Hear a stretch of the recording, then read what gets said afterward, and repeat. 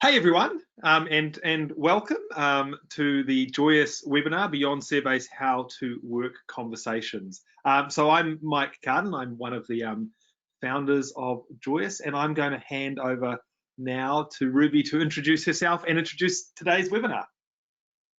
Hi everyone, my name's Ruby and I'm the head of product here at Joyous, and we're looking forward to helping you today learn more about how to work conversations. So this webinar is for you if you're someone who's already quite interested in switching from a one-way feedback anonymous kind of tool to a conversational tool, and you're really at the stage of trying to think through how to practically go from where you are now to a rolled out version of an open conversational tool. And we'll show you that through the lens of Joyous, but you can expect to walk away with practical considerations and steps to that end. And before we get into the details of that, Mike would like to tell you a little story, and he'll quickly follow that up with a demo. A little story. Hey, I'm going to try and change presenter here and see if this works. Oh, there we go. One moment. Okay. Excellent. What you should be seeing in front of you is a screen of a conversation in Joyous. I'm going to start just by giving you a little bit of background where we came from. So at Joyous, we I guess a number of years ago got into this research project, which was about I guess the pluses and minuses of feedback in organisations, and one of the common threads that we saw was this idea that most employees thought that most kind of employee feedback mechanisms or employee surveys, well, to summarise it simply, nothing ever changed, right? They wrote comments, but there was no kind of outcome. And now often there was outcomes. It's just they were a little bit kind of removed, because what would happen is there would be lots and lots of survey data would be taken, and it would be kind of rolled up anonymously to provide some insights, and then some macro actions were taken. But those macro actions felt very, very disconnected to the feedback that as an employee I had given. And so we came up with this idea of going, okay, well, why don't we turn feedback into an open conversation? And we did a lot of experiments on that. That was really based on this idea that if you knew where feedback was coming from, then you could take some action. And of course, we'll show you a little bit about what that means as this progresses. But there is one other interesting thing which happened, and this was kind of I guess an unintended consequence, but really has been one of the most important things which we've learned in this journey, which is that the reality of it is that what you're trying to do, if you're trying to get a feedback culture, is you're trying to create psychological safety. You're trying to create an environment where people feel comfortable giving and receiving feedback, and then that feedback will spark action. And so one of the ways that we have thought about this is doing this kind of conversationally and treating it like a conversation between yourself and your manager and other people in the organisation. But of course, I talked about unintended consequences. One of the things we learned actually is when you are trying to build psychological safety, interestingly enough, if you only ever ask for feedback in secret, you tend to, you reinforce this message through your anonymous survey that feedback is somehow unsafe, which is the actual opposite of what you're trying to achieve. So on that idea, let's just have a quick look at what we do at Joyous. So I'm looking here at a view that you would have if you were an employee and you'd receive some kind of survey. And I just want to kind of stress the idea that this is conversational. If I'm looking up here, it's a conversation that's ongoing, and then this is just the recent part of the conversation. And it's a question here, a typical kind of engagement question. I'm proud of the work I do, and if I answer 8 there, well, we'll see that that has become part of the conversation now. What are you most proud of in your work? I am proud of how we moved to work from home. There we go. It's a kind of standard part of the zeitgeist at the moment. So I'm proud of how we moved to work from home. So you can see this is just conversational, but the important part, the interesting part we're going to see now is if I go over here and I look at what happens if if I am a manager in this organisation, I can actually see that all of this feedback is actually kind of rolling up and appearing in my feed, right? So here I am proud of the work that I do. I can see that comment that was just made there. And interestingly enough, this is the whole point of conversational feedback, is that, well, I can kind of respond to that. So I can just say, well, you should be proud.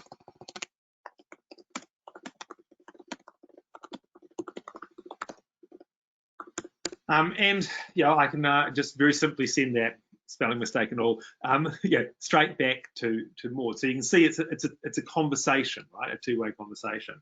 And I can react to things, the way I would react to stuff in other media and so on.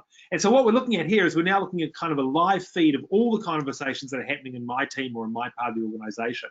And we'll talk a lot more in this webinar about how you construct conversations and how that stuff is done. But hopefully you should get the idea that now I'm involved in a bunch of conversations, I can see feedback at that kind of level. And I will show you a couple of other features before we move on. One is just looking at this idea of how you kind of filter feedback, right? So I get all of this feedback. Maybe I'm the CEO, I've got lots and lots of feedback coming in, but actually what I'm interested in is that I'm going to go and visit the sales the sales team and maybe the marketing team. So now I'm filtering on the sales, people who work in sales or marketing, and I'm visiting our office in Wellington. So I'm looking at the sales and marketing team in Wellington. So you can see I can kind of filter my view. I can kind of now see feedback and verbatims which relate to that team. I might be specifically interested in well-being, and so now I'm seeing feedback which relates to well-being, and I might be I don't know, particularly focused on negative well-being right at the moment. So just a kind of quick overview there, that actually you can have all these conversations, but actually you can organize them and filter them in ways which are useful to you. Right down to the level of, say, maybe I'm interested in having a one-on-one with Maud Gilbert, and now I'm seeing all of the feedback that Maud's provided, or maybe I want to see all of the feedback from Maud's team or whatever. You can imagine that.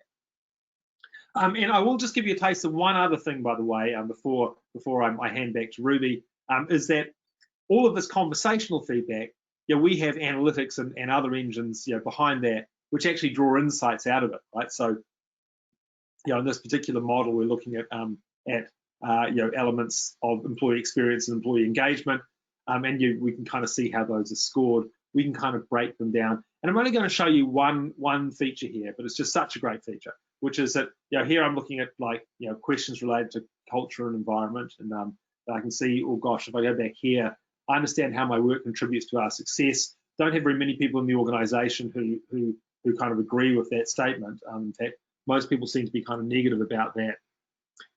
If I click on this button here, it will take me right back to conversations which relate to that specific piece of feedback, right? So tying the conversational thing in with the analytics. So anyway, on that note, that should hopefully give you an idea of what I mean by conversational interface, so that some of the other kind of topics of conversation we're talking about today will make more sense. So handing back to you, Ruby, to expand on the agenda.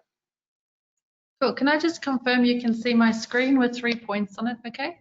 That is correct. Cool. We're doing this very delicate dance between each other's screens as presenters for you today. So in this relationship, just so that our audience is clear, Mike is clearly the salesman, and I'm here to give you some value in terms of takeaways. So I'll move into that section of the webinar now.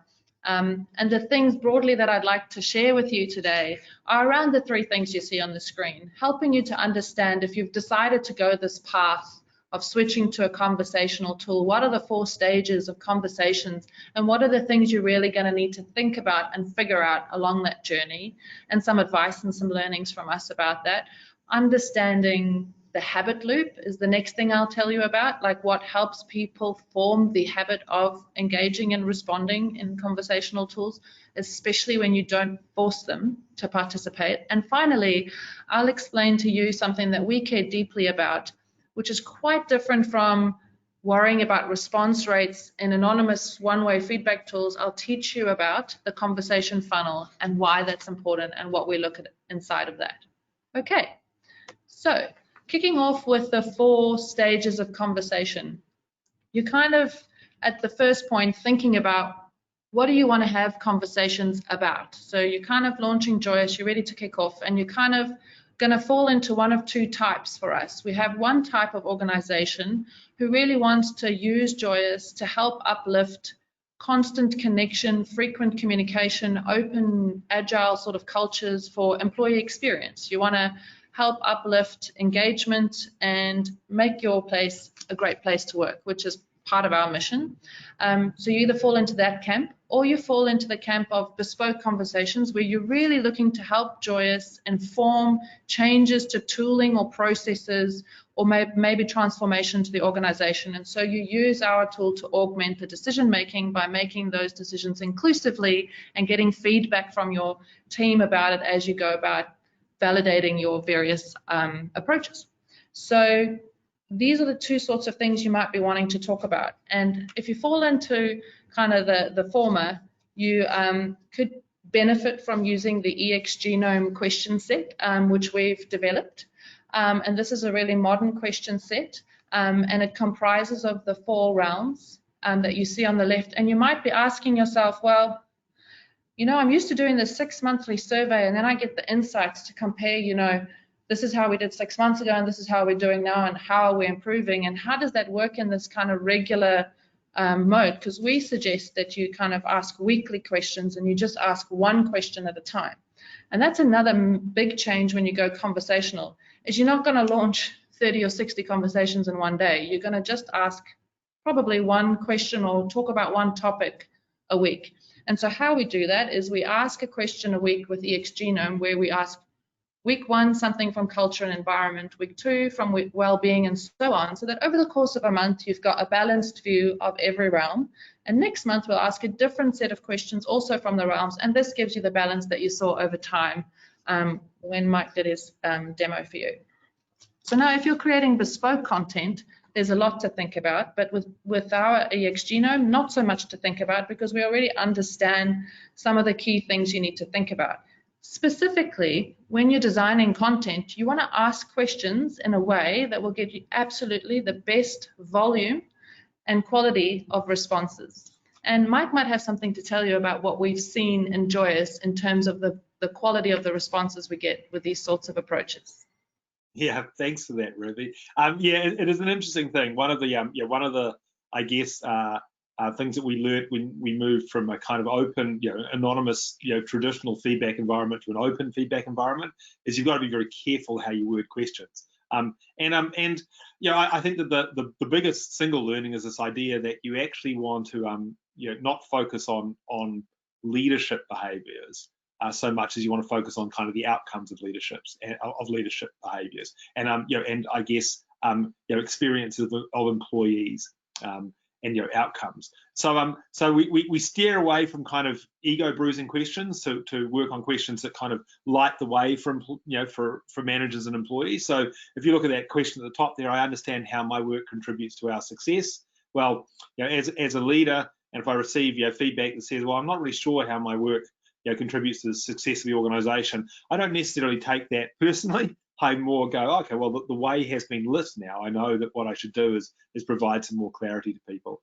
So a lot of work goes into, I guess, designing conversation starters that actually don't bruise people's egos.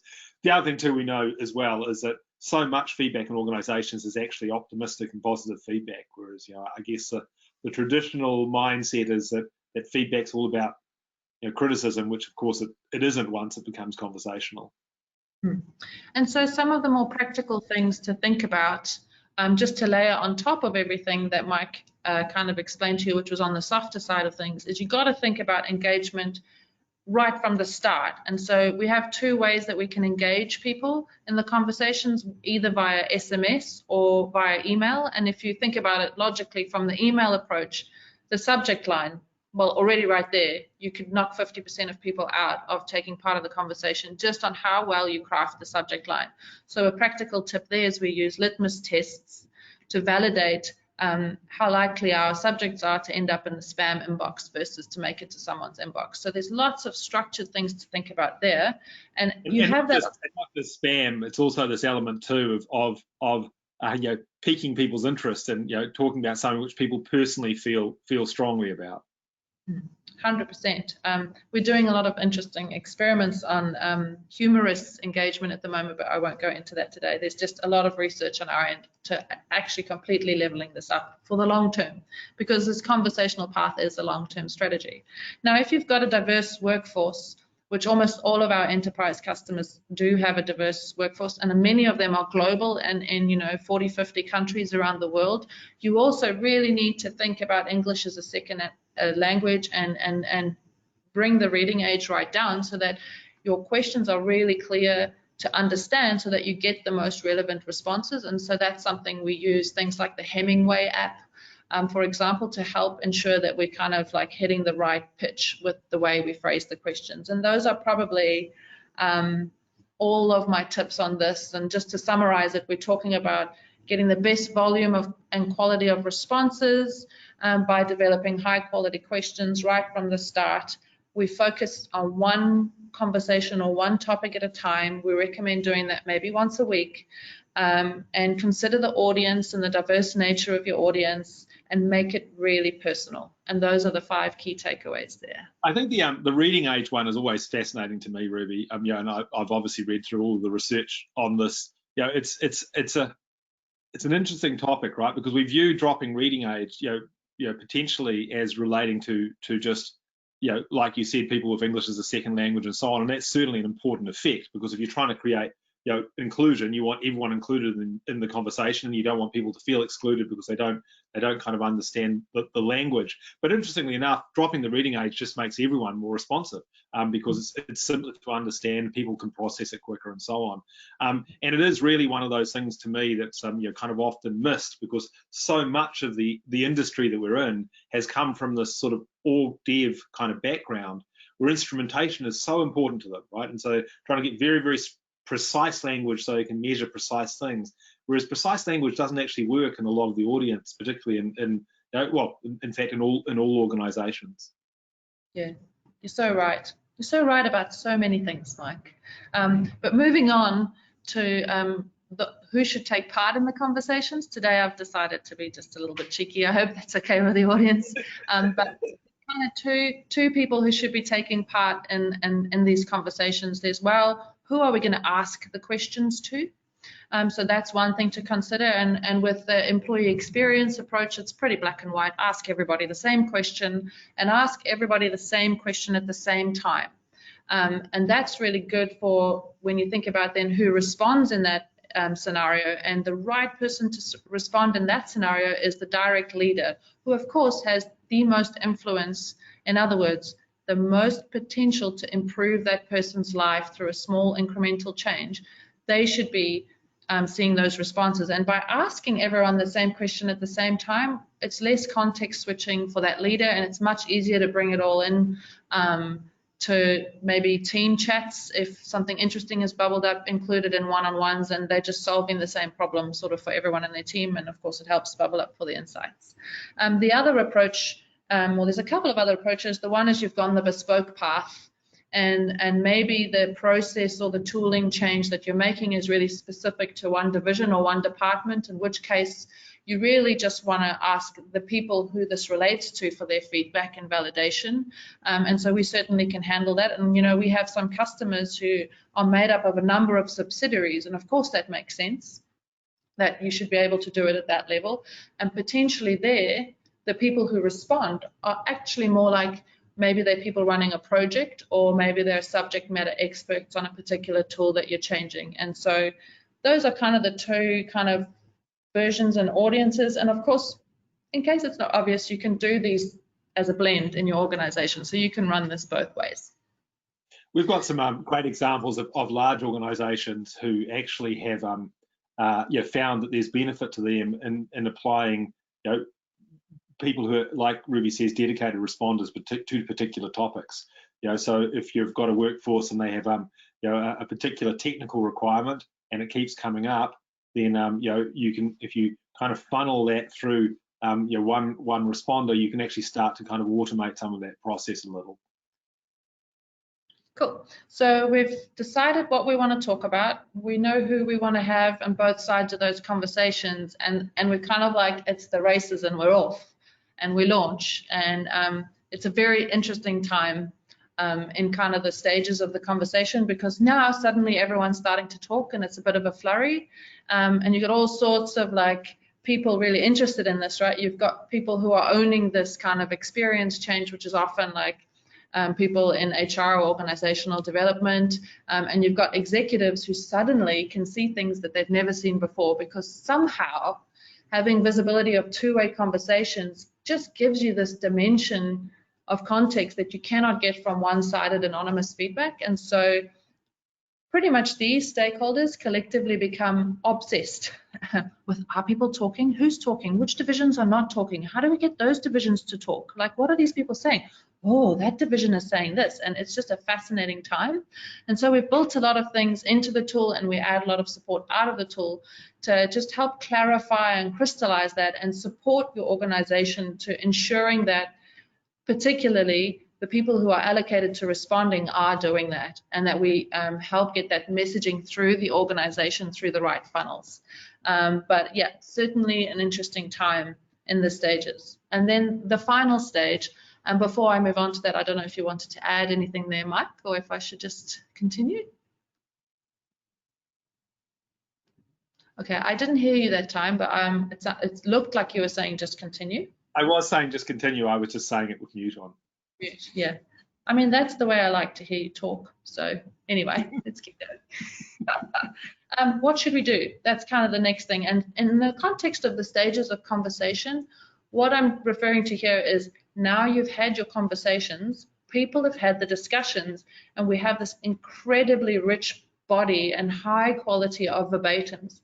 And the reason it's high is because we didn't just stop with someone making a one-off comment. We had leaders take up the opportunity to ask for more context, to clarify further. So we've got a rich body of text that we can analyze and deliver insights to you. And so we really pride ourselves on delivering like the best in class reporting that helps leaders and people who are tasked with taking action at a macro level with absolutely crystal clear insights on what the top themes are, and of those themes, precisely this is the best form of action that you should take.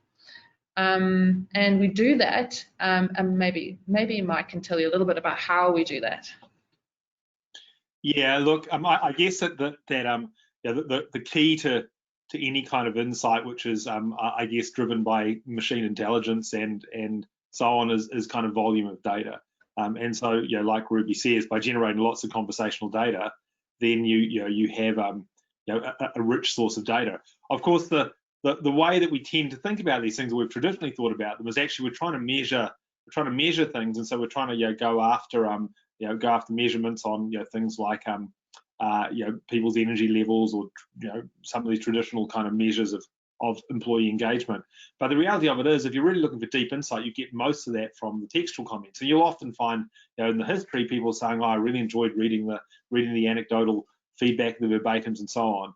What we can do is we can kind of handle that stuff at scale, right? And we can kind of look into that, and we can look for themes. And the interesting thing is that the tradition of applying machine learning to employee feedback has been poor. What typically people have done is they've gone and trained the machine to look for common themes that are common HR themes. And so they'll always tell you that people in your organization are talking about compensation or talking about leadership, or there's a kind of standard list of 7 or 8 things that everyone talks about across all organizations. It's not particularly interesting to know that. What you want to be able to do is you want to have enough data that you can train the model to look for things which are specific to your organization, and give you insights which you might not otherwise have. So for instance, you might find, this is a kind of real example, in a client, they found that a percentage of their team in a particular building felt the physical environment was not as productive as other people, and those people were engineers, and they kind of had a specific problem with hot desking,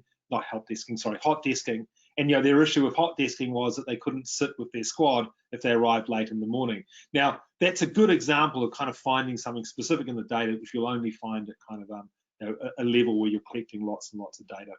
The other point too is we do apply a bunch of human intelligence as well. I think that this is something that's something which we like to point out, is that what typically happens when you apply a big machine filter to things is that you get kind of aggregated results, right? And I've said this to lots of people recently. If you've got an organization, maybe you've got a large organization with 10,000 people in it, and you go, well, 90% of people are happy with our inclusion policies, we should feel good about that. Well, that actually means there's 1,000 people who are unhappy with your inclusion policies, and often trying to find the disaggregated information is the important stuff. So rather than the averaging stuff, looking for the pockets where things are different is kind of critical in this feedback. Sorry, Ruby, you gave me a small introduction and I went on a rant, but it's a topic obviously that's important to us. No, I relied on you going on a rant there. I like the bit that you said. It's kind of like we really pride ourselves on finding the diamonds in the mine. And I think that's what I've seen with some of these larger organizations that we've launched recently, both locally here in New Zealand, but also in Australia and the US. Certainly I've seen a lot of tangible examples of finding those diamonds and them actually informing really specific and important action, even though it wasn't for that large percentage. So it's super interesting, even for me as a topic, not just you.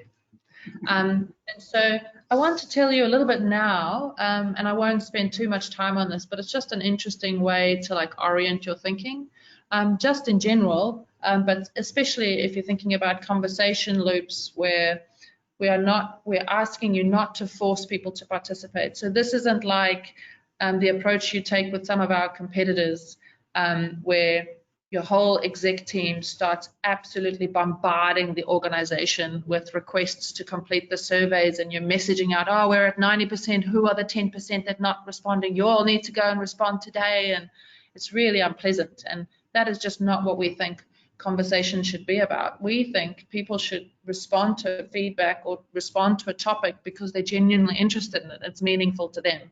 But part of that is creating a good habit. So Charles Duhigg wrote a book called How Habits Work. And I recommend, if you're in HR or organizational development, you've probably read the book, but if you haven't, I highly recommend that as a book to go and read. And inside of the book, he talks about the habit loop, which is roughly what we've got here on the screen.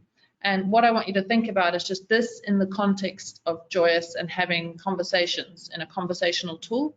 And so for us, the cue would be receiving the text message or the email, which is encouraging you to take part in the routine, which would be for us engaging in the conversation and responding to the conversation content.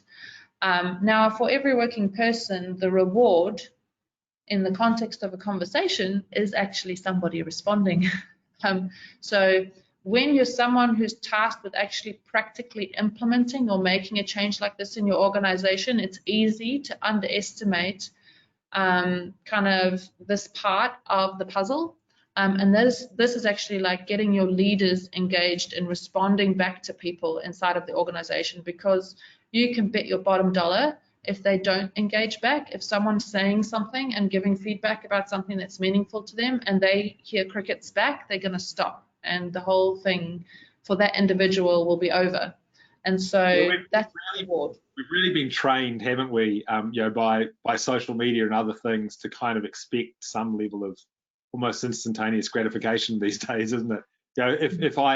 If I'm using any kind of platform, I post a photo or post a comment, I kind of expect to get some response, to get some likes, and that's the way we've been trained. Whereas I guess so many feedback platforms are about just sort of sending something off into the ether, which is just not the way we behave anymore.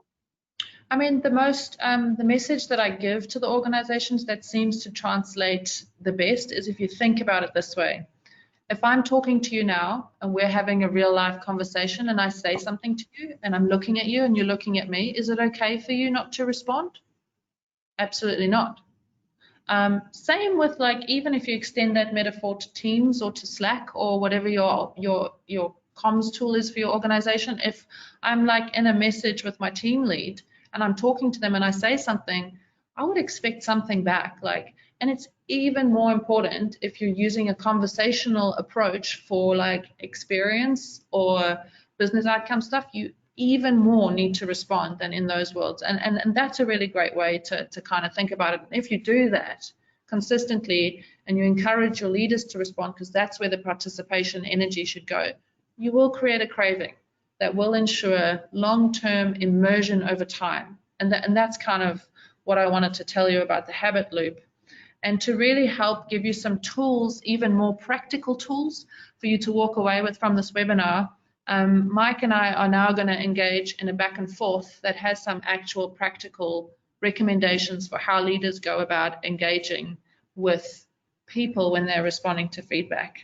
So over to you there, Mike. So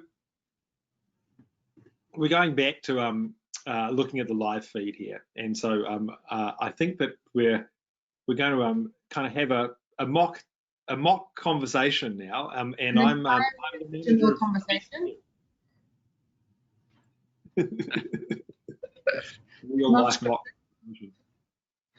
Yeah, so I think, who am I? I'm Esther Beck, and I see you filtered to Esther Beck, and I'm going to respond to a couple of these, and then Mike's going to respond back, and through the slightly humorous approach, we're going to teach you some good things and bad things. I call this segment good response, bad response. And so I'm just going to go ahead and respond to the question about tools, technology, and equipment. And I'm Esther. And the reality is, and you can see my response has just popped up right there. So that's great. And the reality is I've been asked a question about tools, technology, and equipment. And it's an interesting time to be asked that question because so many people are working from home. And so I've taken the path of being really open here and transparent with how I'm feeling. And I'm saying that I'm struggling with my RSI. I have all these things I think could make a difference for me. I'm saying that it's gotten really bad. I've literally said if I could get some help, I would really appreciate it, but I don't know how to go about organizing that. Can you give me suggestions? So Mike. I've put on my glasses to read it because it's quite a lot, and I'm super busy actually. So I'm just going to like it. Right. Was that a good response, Ruth? Well, it's something interesting to think about here. Is a fact that I learned recently from an amazing HR leader at Genesis Energy, Tamara Salas, and I'm sure she has no idea I'm referencing her, but I will, and shout out to her. She did a manager training session, which I attended internally recently, and she told people that being ignored actually lights up the same parts of the brain as being physically injured. So if you think about what Mike has done with what I would call a cop-out, because I see reactions as a really great way to bolster a conversation. I do not see a reaction as a suitable substitute, especially for a response like this. So I think perhaps, Mike, rather than hurting me, you could do a little bit more. Okay. How's this?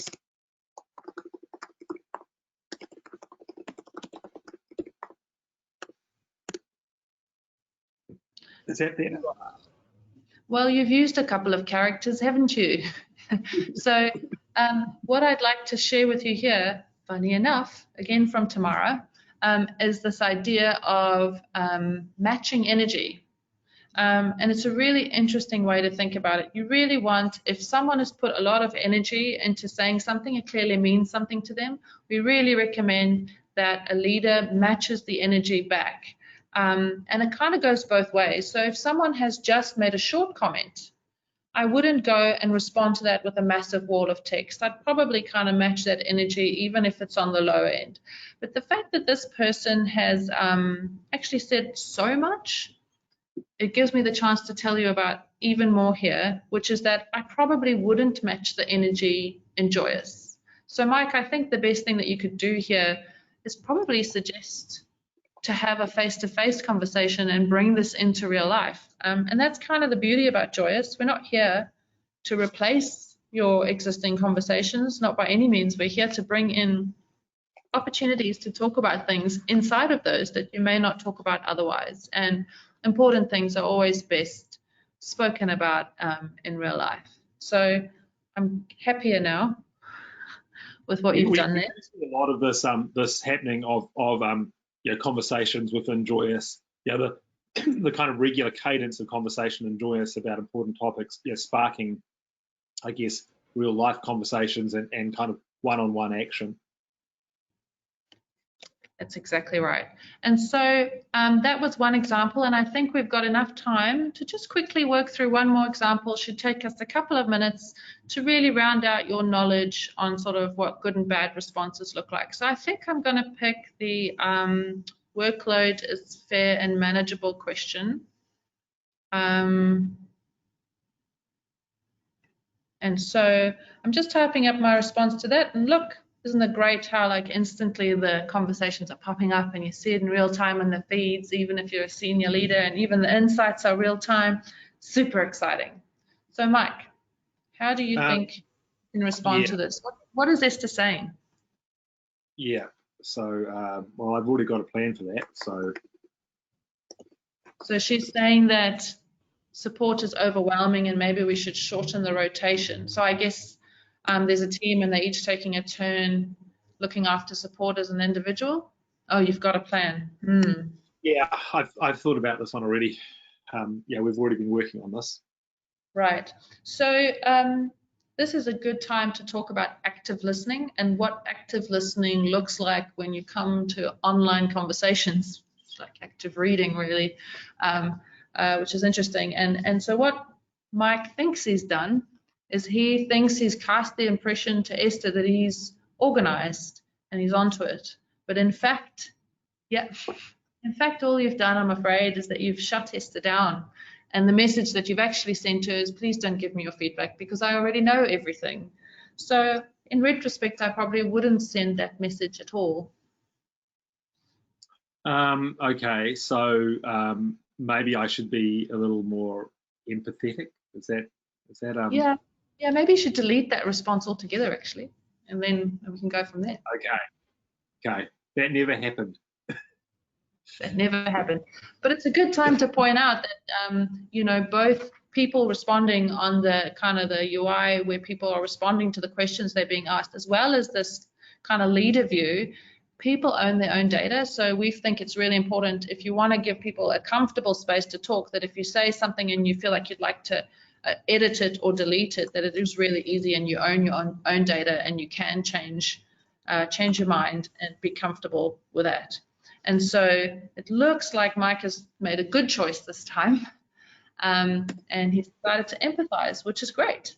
Empathy goes a long way. I think there's this misnomer that like every piece of feedback that you get is going to translate into action for leaders, and that they're going to be completely overwhelmed because they're this massively busy class of people, which they are, right? And so I just want to give you the reality is that like for a leader with around 10 direct reports, we've worked it out to like less than 10 minutes a week worth of energy to actually take part in the conversations and Joyous, and that's even spread throughout the week. So you're talking a couple of minutes a day, and a lot of the time it's just empathizing with what someone's saying.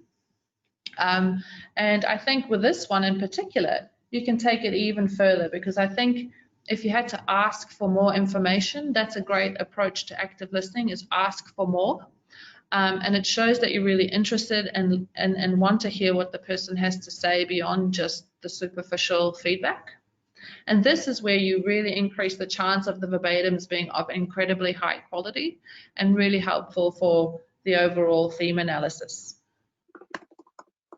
And so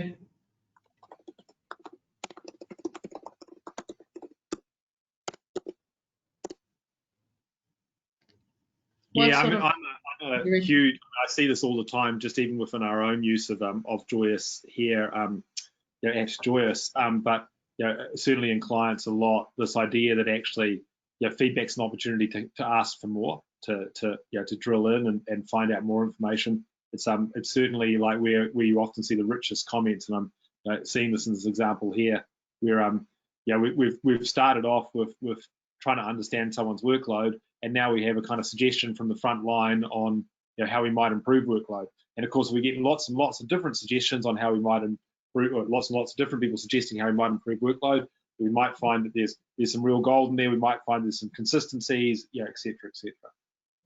And I think this example is really good at pointing out this fundamental benefit of Joyous in this context, or conversations in this context, is that like you don't actually need to wait a month to get some sort of executive level decision making to take action on this or even the previous one. There was like immediately actionable outcomes from this conversation because we've designed conversations that are around topics that managers can actually usually affect outcomes for. So here, just altering the rotation according to this suggestion, even at an experimental level, is something this manager can easily do.